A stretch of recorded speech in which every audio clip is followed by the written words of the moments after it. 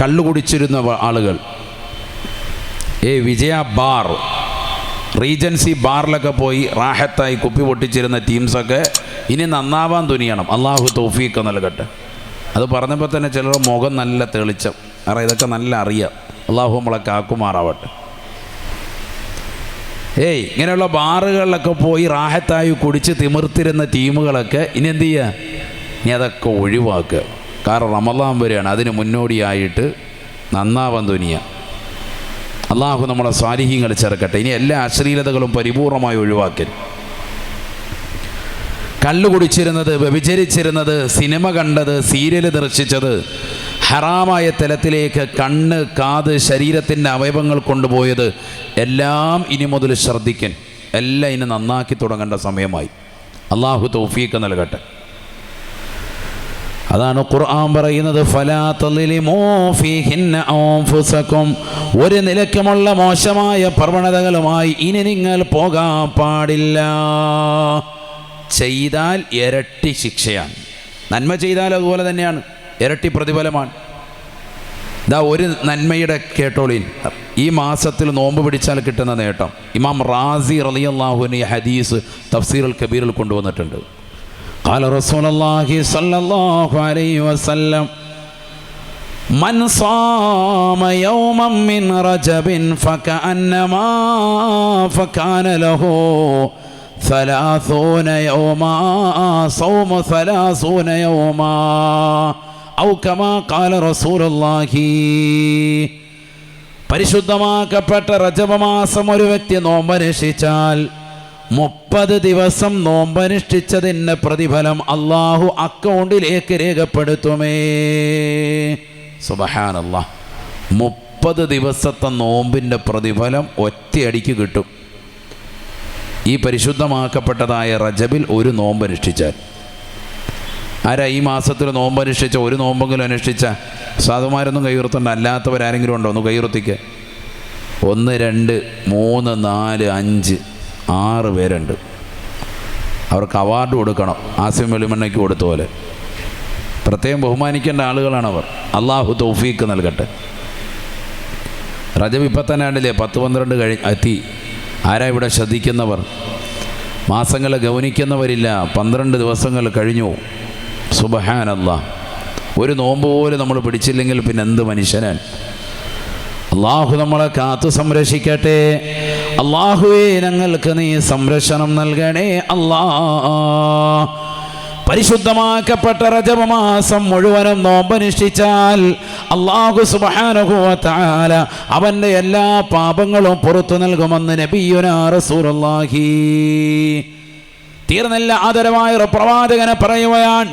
3 കാര്യങ്ങളാണ് അല്ലാഹു സുബ്ഹാനഹു വ തആല റജബ് മാസം മുഴുവനും നോമ്പനുഷ്ഠിക്കുന്നവന് അല്ലാഹു നൽകുന്നത്. പരിശുദ്ധമായ റജബ് മുഴുവനും നോമ്പനുഷ്ഠിച്ചാൽ പാപ സുരക്ഷിതത്വമാണ്. സുബ്ഹാനല്ലാഹ്, സുബ്ഹാനല്ലാഹ്. പാപ സുരക്ഷിതത്വം അല്ലാഹു നൽകുകയാണ്. എല്ലാ പാപങ്ങളും പുറത്തു നൽകും. ശിഷ്ടകാലം അവന് പാപ സുരക്ഷിതത്വം നൽകും. തീർന്നില്ല. 3-ാമതായി പറയുന്നു, നാളെ പടച്ച റബ്ബിൻ്റെ ദർബാറിലെത്തിയാൽ അവന് വല്ലാതെ വിഷമവും പ്രയാസവും നേരിടുന്നതായ ഘട്ടത്തിൽ, എല്ലാവരും ദാഹത്താൽ പരവശരാകുന്ന ഘട്ടത്തിൽ അവനൊരിക്കലും ദാഹമുണ്ടാവുകയില്ല. അല്ലാഹു സുബ്ഹാനഹു വ തആല അവന് സംരക്ഷണം നൽകുമത്രേ. മഹ്ശറയിൽ എല്ലാവരും വിയർപ്പിൽ മുങ്ങിക്കുളിച്ച് വെള്ളത്തിന് വേണ്ടി പ്രയാസപ്പെടുമ്പോൾ, ദാഹിച്ച് പരവശനാകുമ്പോൾ ഇവന് യാതൊരുവിധ പ്രശ്നവും ഉണ്ടാവില്ല. ഇവന് വളരെ റാഹത്തായിരിക്കും. അവിടെ പ്രയാസമുണ്ടാവുകയേ ഇല്ല. ഇവൻ്റെ ദാഹമൊക്കെ അള്ളാഹു ശമിപ്പിച്ചിട്ടുണ്ടാകും. ആരാണിവൻ? റജബ് മാസത്തിൽ മുഴുവൻ നോമ്പനുഷ്ഠിച്ചവരാണ്. നബീന റസൂലുള്ളാഹി സ്വല്ലല്ലാഹു അലൈഹി വസല്ലമ തങ്ങൾ ഇത് സ്വഹാബത്തിനോട് പറയുമ്പോൾ, ആദരവായ പ്രവാചകർ സ്വല്ലല്ലാഹു അലൈഹി വസല്ലമ തങ്ങൾ ഈ പ്രതിഫലം സ്വഹാബത്തിനോട് ഓർമ്മപ്പെടുത്തിയപ്പോൾ, സ്വഹാബത്തിൽ പ്രായമുള്ള ഒരു വ്യക്തി എഴുന്നേറ്റ് നിന്നുകൊണ്ട് നബിയോട് പറയുകയാണ്, യാ റസൂലല്ലാഹ്, നബിയേ എനിക്കതിന് കഴിയില്ലല്ലോ റസൂലേ. ആരോഗ്യപരമായി ക്ഷയിച്ചതാകുന്ന വ്യക്തിയാണ്. എൻ്റെ ശരീരത്തിലെ എല്ലുകൾ പുറത്തേക്ക് ഉന്തി വന്നിരിക്കുകയാണ്. ഞാൻ ശരീരം വളരെ ക്ഷീണിച്ചതാകുന്ന അവശനായ വ്യക്തിയാണ്. പ്രായാധിക്യം കൊണ്ട് ബുദ്ധിമുട്ടുന്ന വ്യക്തിയാണ്. എല്ലാ ദിവസവും നോമ്പ് പിടിക്കാൻ എനിക്ക് പ്രയാസമാണ് റസൂലേ. നോമ്പ് പിടിക്കാൻ എനിക്ക് ഇഷ്ടമുണ്ട്, പക്ഷെ എൻ്റെ ശരീരം അതിന് കഴിയുന്നില്ല റസൂലേ എന്ന് അള്ളാന്റെ റസൂലിനോട് പറഞ്ഞപ്പോൾ, പ്രായമുള്ളതാകുന്ന ശരീരം ക്ഷീണിക്കപ്പെട്ട വ്യക്തിയോട് പോലും അള്ളാന്റെ റസൂല് പറയുകയാണ്, മാസം മുഴുവനും നോമ്പ് പിടിച്ചാൽ കിട്ടുന്ന നേട്ടമാണ് ഞാൻ ഈ പറഞ്ഞത്. പാപമോചനം ലഭിക്കുന്നതാണ്, ശിഷ്ടകാലം പാപസുരക്ഷിതത്വം ലഭിക്കുന്നതാണ്. നാളെ കത്തിച്ചിരിക്കുന്ന സൂര്യനെ തലയ്ക്ക് മീതെ കൊണ്ടുവന്ന് നിർത്തി കത്തിയാള് നരകത്തെ മുന്നിൽ നിർത്തിക്കൊണ്ട് വിചാരണ ചെയ്യുമ്പോൾ നിങ്ങൾക്ക് വല്ലാതെ ദാഹവും പരവേശവും ഉണ്ടാവാതെ അള്ളാഹു നിങ്ങളെ സംരക്ഷിക്കുന്നതാണ്. ഈ 3 പ്രതിഫലവും ലഭിക്കാൻ ഒരു മാസം മുഴുവനും നോമ്പനുഷ്ഠിക്കാൻ നിങ്ങളോട് പറഞ്ഞതാണ്.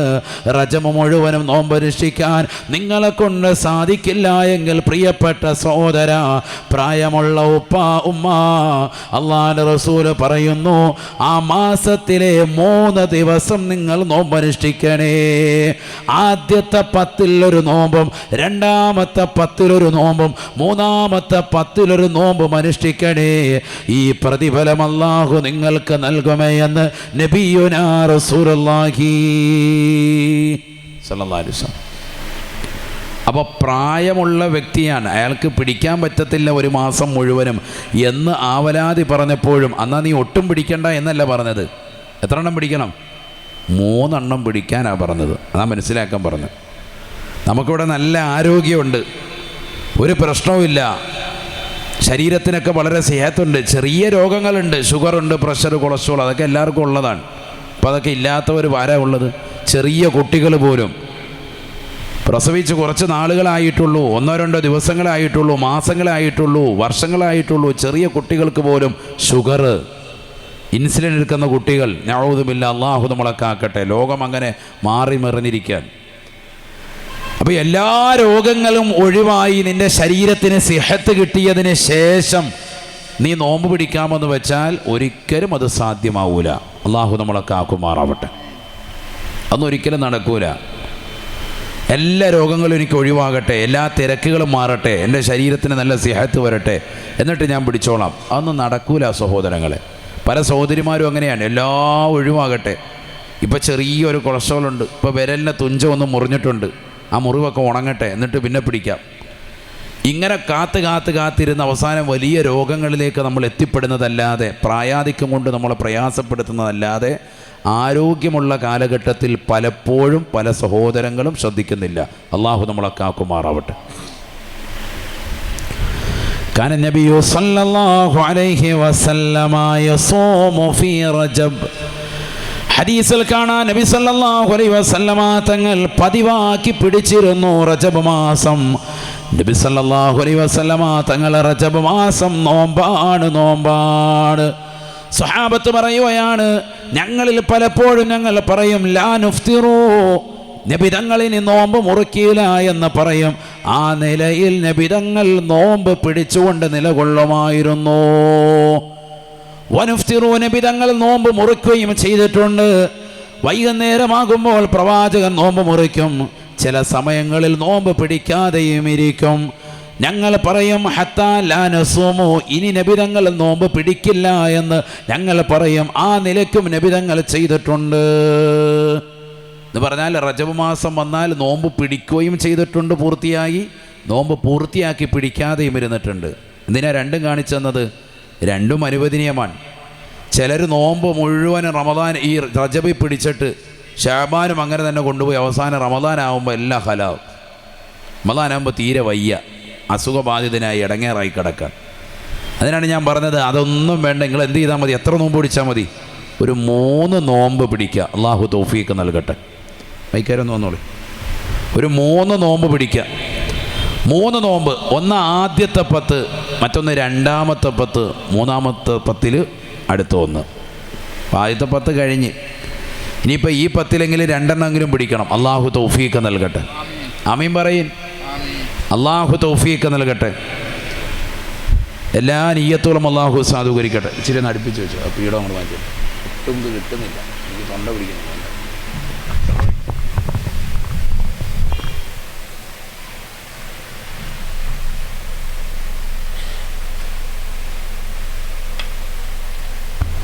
അള്ളാഹു നമ്മളെ സ്വീകരിക്കുമാറാവട്ടെ.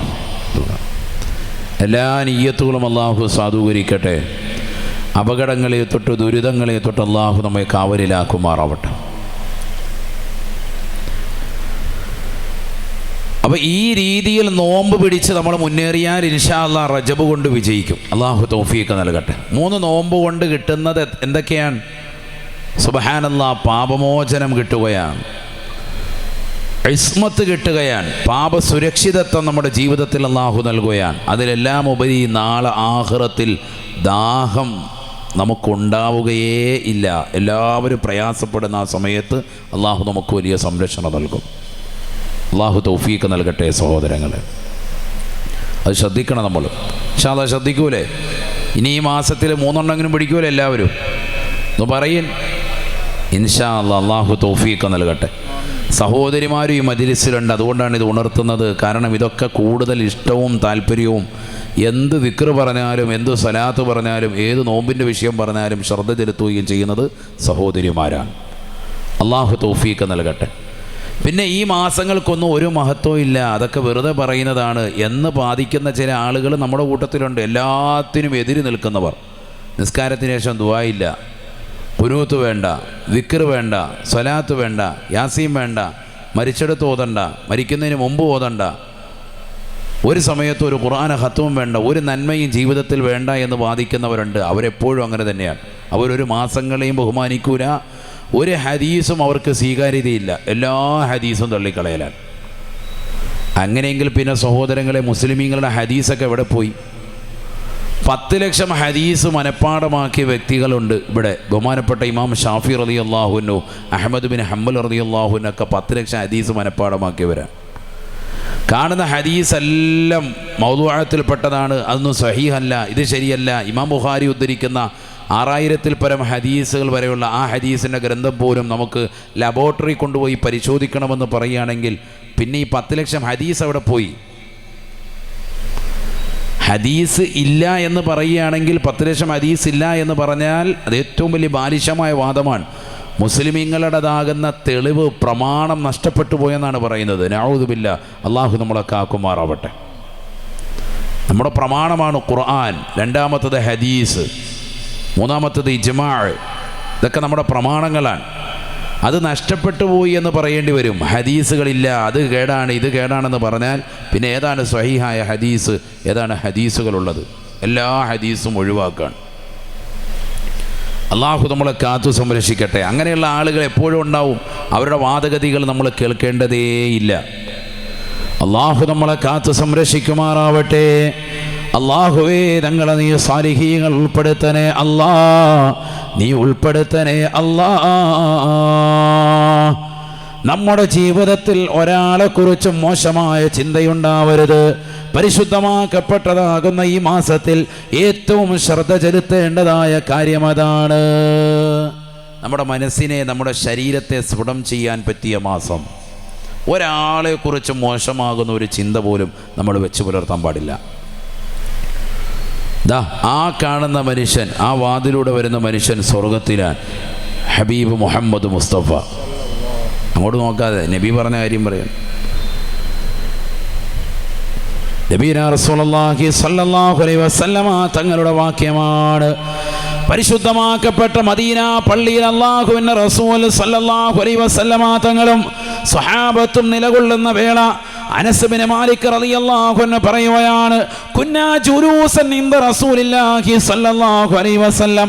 ആദരവായ പ്രവാചകർ സ്വല്ലല്ലാഹു അലൈഹി വസല്ലമ തങ്ങളുടെ തിരുസവിധത്തിൽ ഞങ്ങൾ നിലകൊള്ളുമ്പോൾ നബീന റസൂലുള്ളാഹി സ്വല്ലല്ലാഹു അലൈഹി വസല്ലമ തങ്ങൾ ഉടനെ പ്രവാചകന് സ്വഹാബത്തിനോട് പറയുകയാണ്, യത്ലു അലൈക്കും റജുലുൻ മിൻ അഹ്ലിൽ ജന്ന.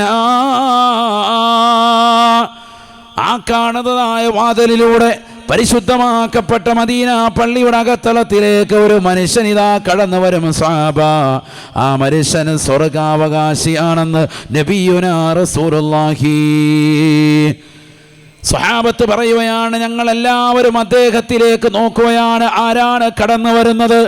നോക്കുമ്പോൾ വാതിൽ ശൂന്യമാണ്, ഒരു മനുഷ്യനും അപ്പോൾ കടന്നു വന്നിട്ടില്ല.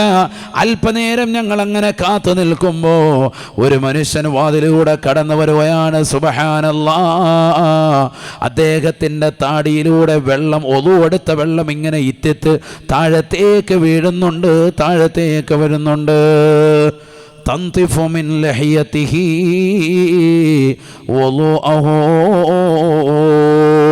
ഒളുവെടുത്തതാകുന്ന വെള്ളം അദ്ദേഹത്തിൻ്റെ താടി രോമങ്ങളിലൂടെ പുറത്തേക്ക് ചെറുതായി ഇറ്റിത്ത് വീഴുന്നുണ്ട്. അദ്ദേഹത്തിൻ്റെ ഇടത് കൈയിൽ വയഖുദു ഇന്ദ ശിമാലിഹി ഫിയദി ശിമാലിഹി നഅലൈഹി, അദ്ദേഹത്തിൻ്റെ 2 ചെരുപ്പുകളും തൻ്റെ ഇടത് കൈയിൽ പിടിച്ചിട്ടുമുണ്ട്. സുബ്ഹാനല്ലാഹ്, അദ്ദേഹം ഇങ്ങനെ അകത്തേക്ക് കയറി വരികയാണ്. ഞങ്ങളെല്ലാവരും ആശ്ചര്യപ്പെട്ടു. ഒരു സാദാ സീതാ മനുഷ്യൻ.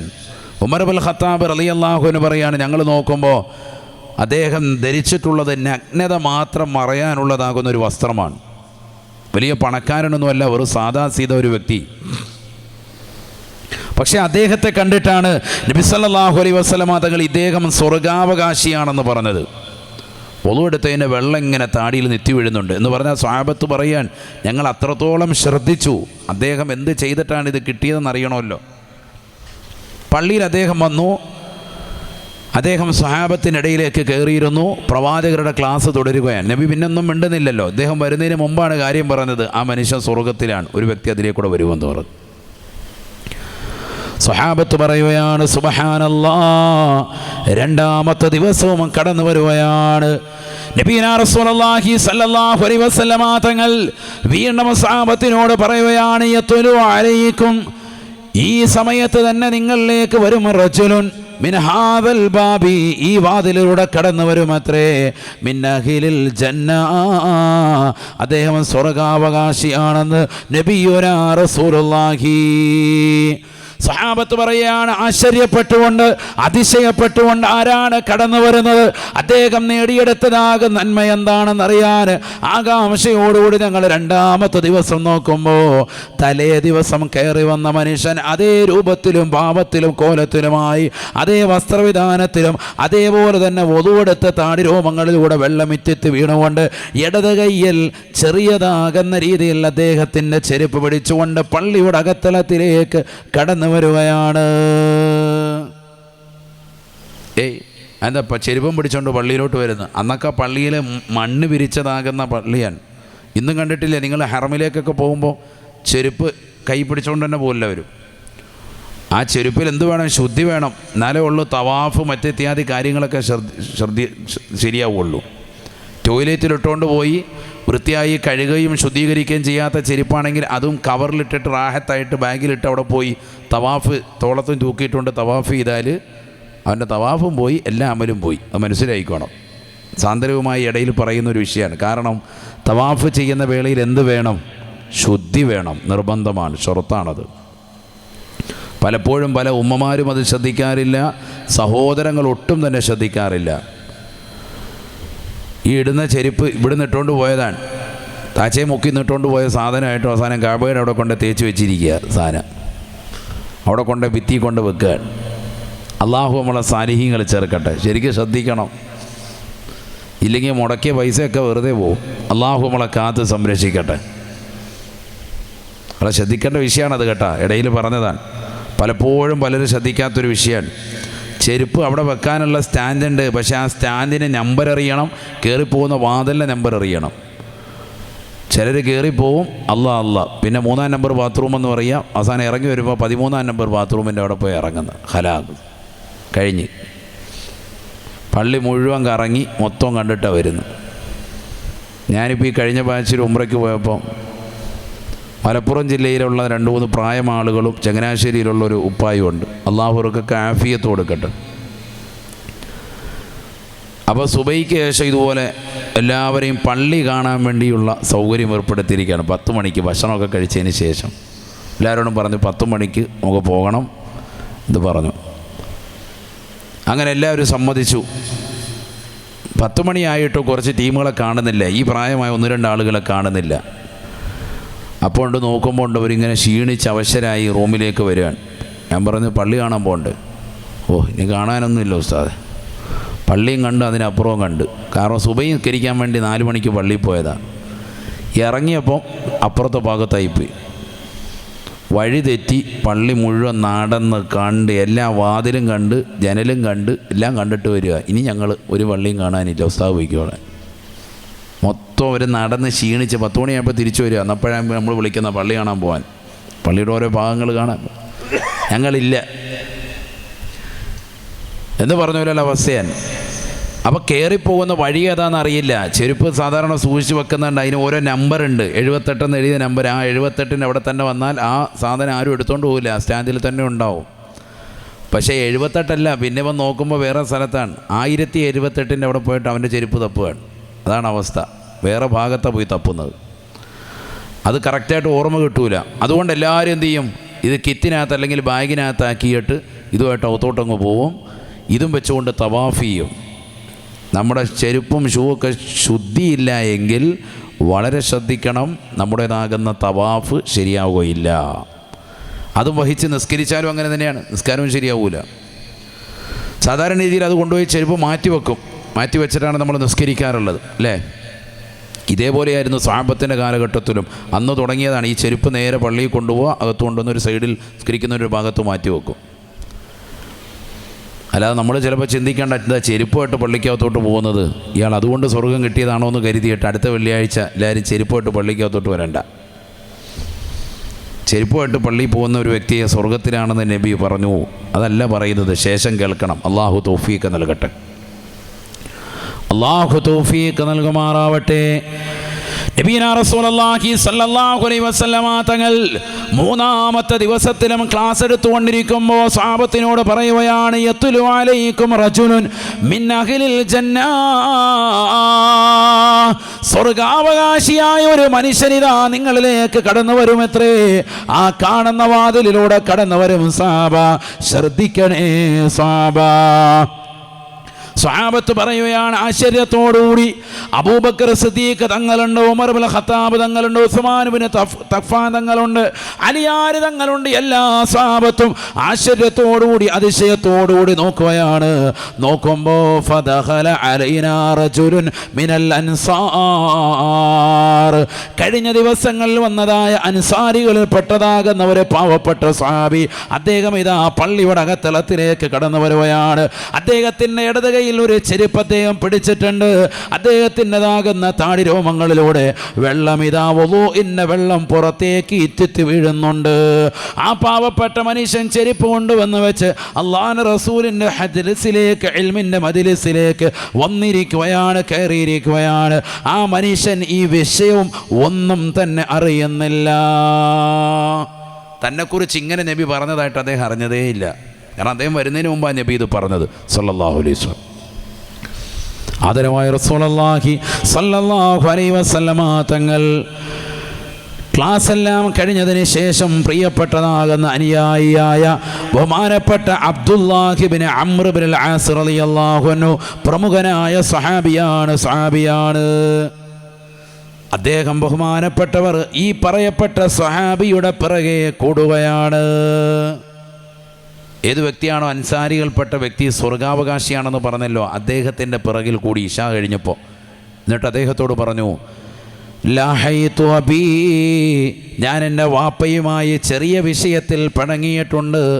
ഫഅഖ്സംതു, ഞാൻ സത്യം ചെയ്തു പോയി, അള്ളാഹുവിനെ കൊണ്ട് ഞാൻ സത്യം ചെയ്തു പോയി. അല്ലാ അദ്ഖുല ബൈതഹു ഇല്ലാ ബഅദ സലാസ്, 3 ദിവസങ്ങൾക്ക് ശേഷമല്ലാതെ ഞാനിനി വീട്ടിലേക്ക് വരില്ല എന്ന് ഞാൻ സത്യം ചെയ്തു പോയിട്ടുണ്ട്.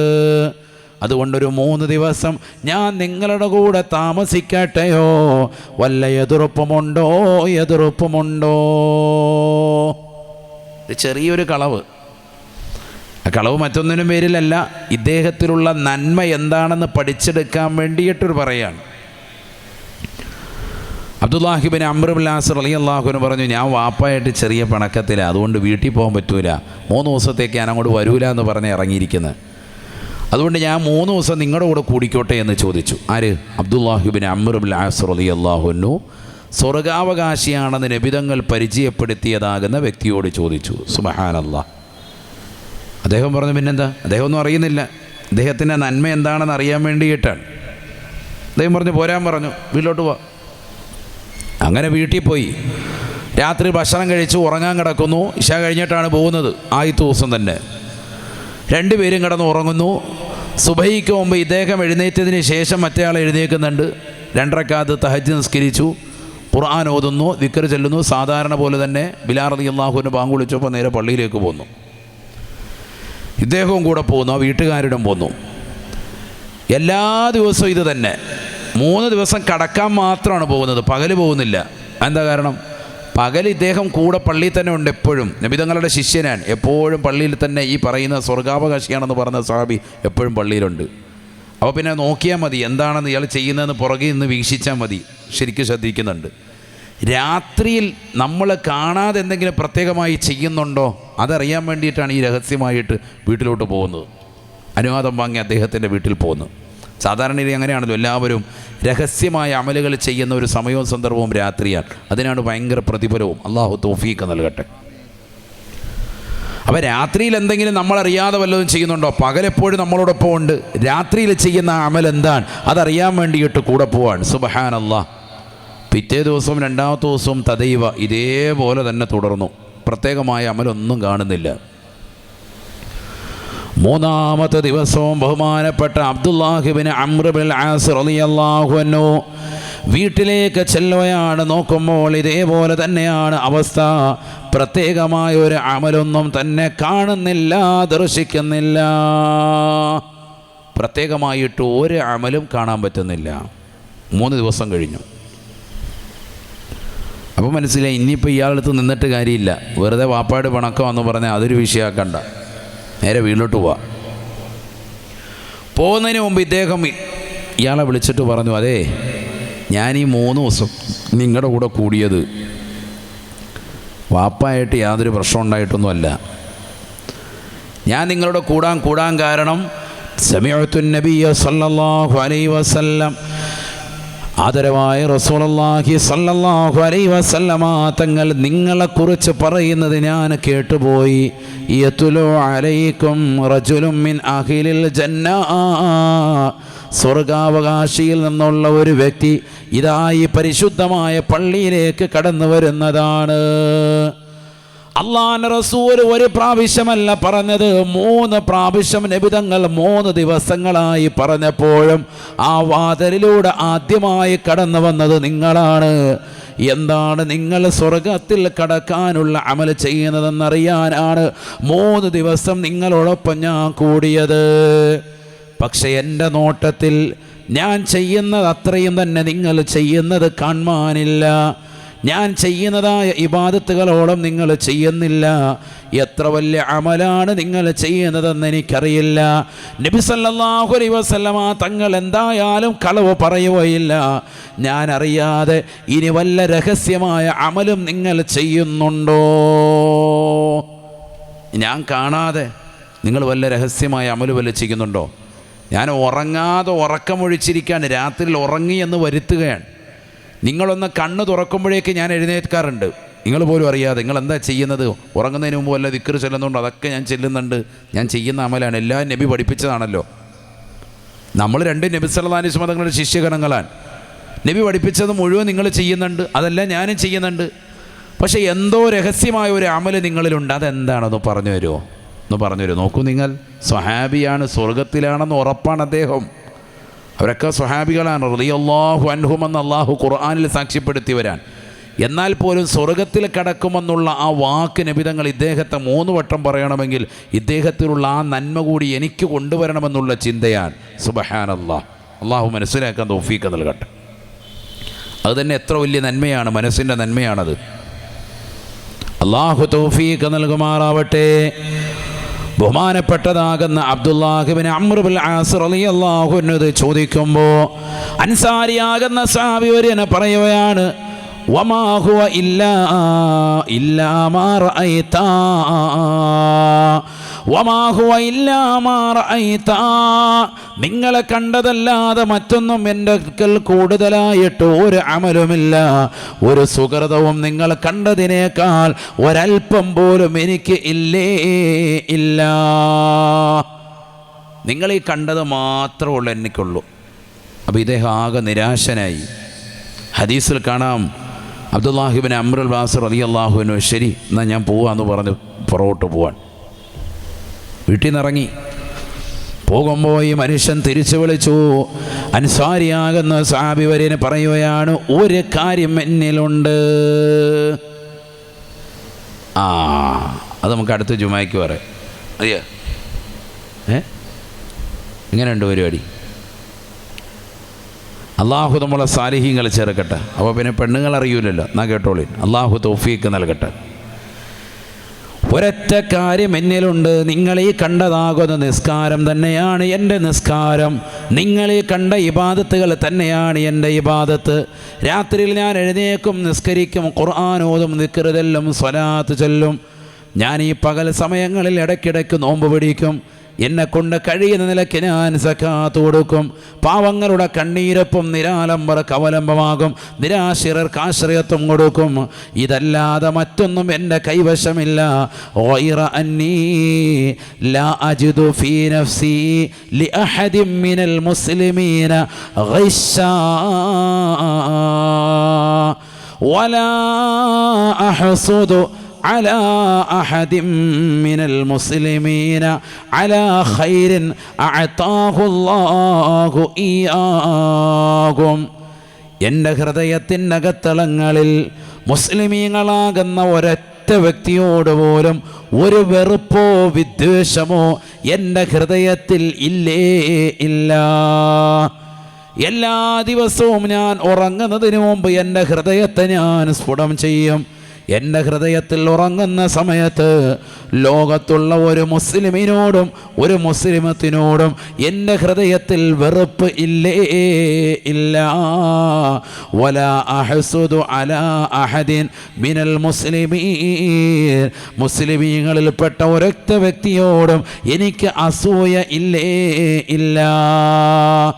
അലാ ഖൈരിൻ അഅതാഹുല്ലാഹു ഇയ്യാ, അല്ലാഹു സുബ്ഹാനഹു വ തആല അവർക്ക് നൽകിയിട്ടുള്ള ഏതെങ്കിലും നന്മയുടെ വിഷയത്തിൽ അവർക്ക് കുതിര കൊടുത്തിട്ടുണ്ടാവാം, അവർക്ക് ഒട്ടകം നൽകിയിട്ടുണ്ടാവാം, അവർക്ക് സ്വർണം അല്ലാഹു അധികം നൽകിയിട്ടുണ്ടാവാം, അവർക്ക് അല്ലാഹു സമ്പത്ത് ധാരാളം നൽകിയിട്ടുണ്ടാവാം, അവർക്ക് അല്ലാഹു മനോഹരമായ വീട് അല്ലാഹു നൽകിയിട്ടുണ്ടാവാം, സമ്പന്നതയുടെ മടിത്തട്ടിലേക്ക് അല്ലാഹു അവരെ കൊണ്ടുപോയിട്ടുണ്ടാവാം, മനോഹരമാകുന്ന വീട് അവർ വെച്ചിട്ടുണ്ടാവാം, നല്ല ഒരു കുടുംബ പശ്ചാത്തലം അല്ലാഹു നൽകിയിട്ടുണ്ടാവാം, സുന്ദരിയായ ഭാര്യയെ അല്ലാഹു അവർക്ക് നൽകിയിട്ടുണ്ടാവാം, സുന്ദരന്മാരാകുന്ന ചെറുപ്പക്കാരെ അല്ലാഹു വരനായി അവർക്ക് കൊടുത്തിട്ടുണ്ടാവാം, അതിസുന്ദരി സുന്ദരന്മാരാകുന്ന മക്കളെ അല്ലാഹു കുടുംബത്തിന് സമ്മാനിച്ചിട്ടുണ്ടാവാം.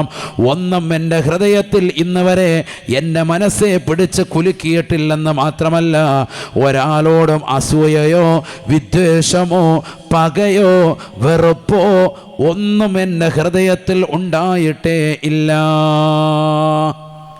ഒരാളോടും എനിക്ക് ഒരു വെറുപ്പും ഒരു വിദ്വേഷവും ഒരു വെറുപ്പോ ഒന്നുമില്ല.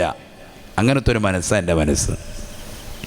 അപ്പോൾ അബ്ദുല്ലാഹിബ്നു അംറുൽ ആസ് റളിയല്ലാഹു അൻഹു പറഞ്ഞു, ചുമ്മാതല്ല, വഹുവ ലാ തുതീഖു ബിനാ, ഞങ്ങളെ കൊണ്ട് കഴിയാത്ത പണിയാണത്. അബ്ദുല്ലാഹിബ്നു അംറുൽ ആസ് റളിയല്ലാഹു വിനയത്തിൻ്റെ ഭാഷ കൊണ്ട് പറയുകയാണ്, ഞങ്ങൾക്ക് സാധിക്കാത്ത വലിയ അമലാണല്ലോ അൽഹംദുലില്ലാ നിങ്ങൾക്ക് സാധിച്ചത്, ഇത് ഞങ്ങൾക്ക് കഴിയില്ല, വലിയ നേട്ടമാണ് നിങ്ങൾക്ക് ചെയ്തത്, നിങ്ങൾക്ക് കിട്ടിയത് എന്ന് പറഞ്ഞ് ബഹുമാനപ്പെട്ടവർ പോയി എന്ന് ഹദീസിൽ കാണാം. പഠിക്കണം ഇത്. എന്താണ് ഈ പറഞ്ഞത്? ഒരാളോടും ഒരനുഗ്രഹം അയാൾക്ക് കിട്ടി, അയൽപക്കത്തുള്ള വ്യക്തി അയാൾ 2 നില വീടെടുക്കുന്നു, റമദാൻ വന്നപ്പോൾ പഴയതാകുന്ന റൂം വീടൊക്കെ പൊളിച്ചിട്ട് പുതിയത് വെക്കുന്നു, അല്ലെങ്കിൽ വർഷാവർഷം അയാൾ ടൗണിൽ 10 മുറി കടയെടുക്കുന്നു, 2 മുറി കടയെടുക്കുന്നു, 10 സെൻറ്റ് ഭൂമി വാങ്ങിയിടുന്നു, പുതിയ പുതിയ വാഹനം അയാൾക്ക് കിട്ടുന്നു. ഇതൊക്കെ കണ്ടിട്ട് നമ്മൾ അസൂയ വെച്ചിങ്ങനെ ഇരിക്കാൻ. മോമിനിങ്ങൾക്ക് ഏറ്റവും കൂടുതലുള്ള വിഷയം അതാണ്, അസൂയ, പക, വിദ്വേഷം, വെറുപ്പ്. ഇതില്ലാത്ത ഒരൊറ്റ ആൾക്കാരില്ല. അള്ളാഹു നമ്മളെ കാക്കും മാറാവട്ടെ. ഞാനടക്കം നമ്മളെല്ലാവരുടെയും ഹൃദയത്തിലുള്ള മാലിന്യമാണ്. അത് മുക്തമാകണം. അള്ളാഹു തൗഫീഖ് നൽകട്ടെ. അത് മുക്തിയാക്കി എടുക്കേണ്ട മാസമാണ് ഈ റജബ്. അള്ളാഹു തൗഫീഖ് നൽകട്ടെ. ഒരൊറ്റ വ്യക്തിയോട് പോലും എനിക്ക് വെറുപ്പില്ല, ഒരാളോടും വിദ്വേഷമില്ല, ഒരാളോടും ഞാൻ ആ വിദ്വേഷം വെച്ച് പുലർത്തുകയുമില്ല. അതുകൊണ്ടാണ് നിങ്ങൾ പറഞ്ഞതാകുന്ന സ്വർഗത്തിലേക്ക് എത്താൻ ഒരു പക്ഷേ ഞാൻ കാരണമായി തീർന്നത് എന്ന് മഹാനായ അൻസാരിയായ സ്വഹാബി വര്യൻ എന്നോട് പറഞ്ഞതായി അബ്ദുല്ലാഹി ഇബ്നു അംർ ഇബ്നുൽ ആസ് റളിയല്ലാഹു അൻഹു. അല്ലാഹു തൗഫീഖ് നൽകട്ടെ. ആ ഒരു വിശേഷണം നമ്മൾ നേടിയെടുക്കണം. ബക്കറ്റ് കൊണ്ടുവന്നോളി. ഒരു സ്വലാത്ത് അല്ലഫല്ലലിഫു നിളാമ മദ്ഹി അലൽ ആലി ആൽ അവല സൂതൂരി ബിസ്മില്ലാഹി ബദ് അൽ ഖാലി ഖാൽ ലാ ഇലാഹ